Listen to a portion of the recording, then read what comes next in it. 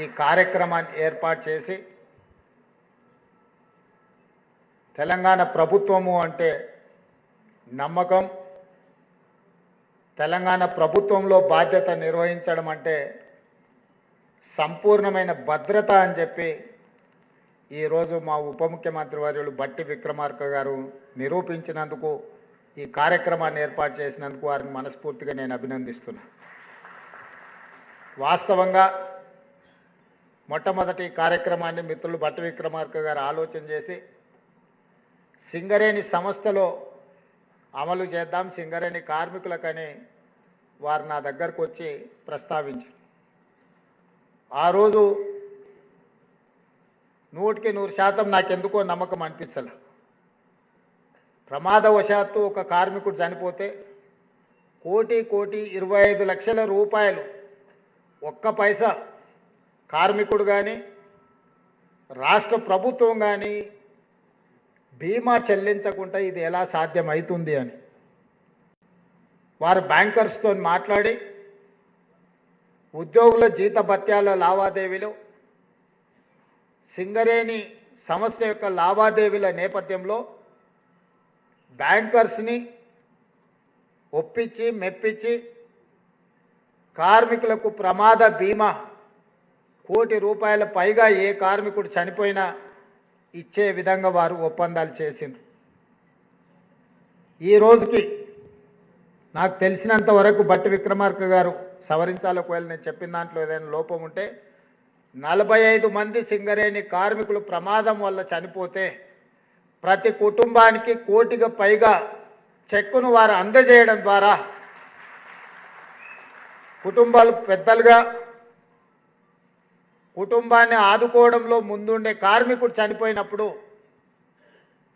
విలువైన ప్రాణాన్ని ఆ సంస్థ తెచ్చివ్వలేకపోవచ్చు. ఆ విలువైన ప్రాణాన్ని ఆ సంస్థ అధిపతిగా ఉన్న ఈ రాష్ట్ర ప్రభుత్వము తిరిగి తెచ్చివ్వలేకపోవచ్చు. కానీ ఆ కుటుంబ యజమానిగా, కుటుంబంలో అత్యంత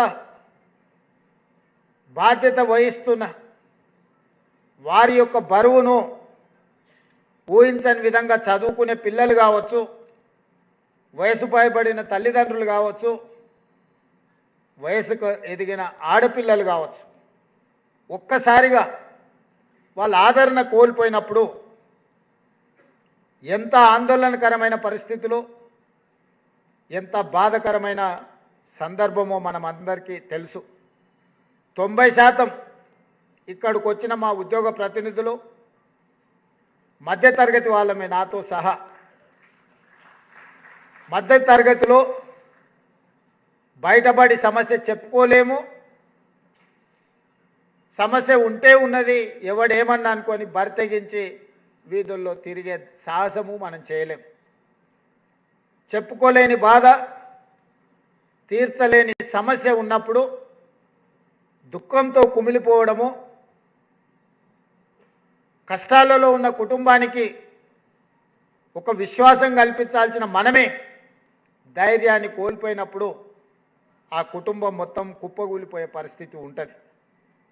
కానీ ఏ సంస్థకైతే, ఏ సంస్థ కోసం రెక్కలు ముక్కలు చేసుకొని పనిచేస్తున్న ఆ కార్మికుడు కానీ, ఆ ఉద్యోగి కానీ ఊహించని ప్రమాదంలో చనిపోయినప్పుడు ఆ సంస్థ 1,00,00,000 పైగా ఆర్థికంగా అండగా నిలబడితే 100% ఆ కుటుంబం మనోధైర్యంతో బ్రతకడానికి, సమాజంలో తలెత్తుకొని నిలబడడానికి, బతికున్నప్పుడు పలకరించే వాళ్ళు, బతికున్నప్పుడున్న బంధుత్వాలు మనం చితికిపోయినప్పుడు, లేకపోతే మన మీద చితి పేర్చినప్పుడు ఎక్కువ కాలం ఏవి నిలబడవు.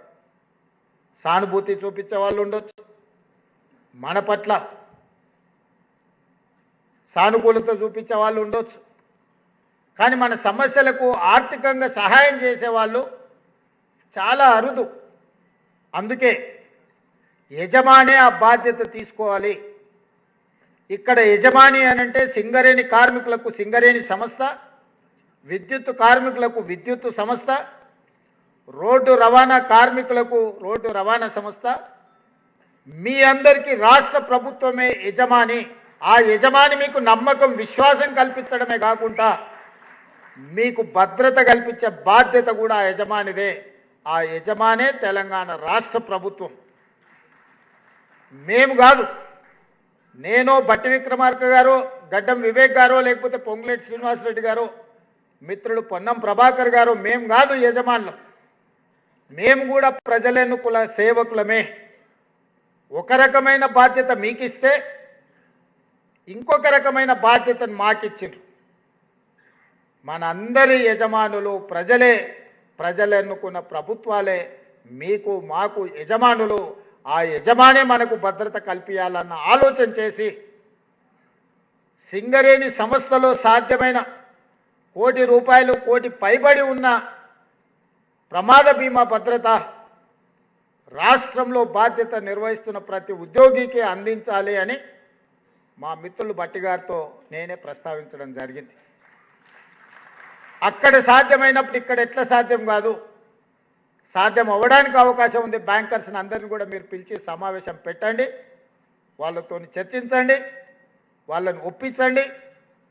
తద్వారా మన ఉద్యోగులు, మన కుటుంబ సభ్యులు అడగకపోయినా యజమానిగా ఈ ప్రభుత్వం బాధ్యత వాళ్ళకు భద్రత కల్పించాల్సిన అవసరం ఉందని చెప్పి, ఈరోజు మీరు అడగకపోయినా, మీ డిమాండ్లలో ఈ అంశం లేకపోయినా, ఈరోజు ఈ ప్రభుత్వం ఒక బాధ్యతతోని ముందుకు వచ్చి 16 రాష్ట్ర ప్రభుత్వంతో లావాదేవీలు నిర్వహిస్తున్న బ్యాంకర్స్ని అందరినీ పిలిపించి మీ సమక్షంలో తెలంగాణ రాజధాని అయిన హైదరాబాదు నడిబొడ్డున్న రవీంద్ర భారతిలో వీళ్ళందరితో ఒప్పందాలు చేపించి ఈ రోజు నుంచి మీకు ప్రమాదం ఏదైనా ఊహించని సంఘటన జరిగితే ఏది జరగొద్దు, 100 సంవత్సరాలు మీరు ఆరోగ్యంగా ఉండాలనేదే ఈ ప్రభుత్వం యొక్క ఆలోచన.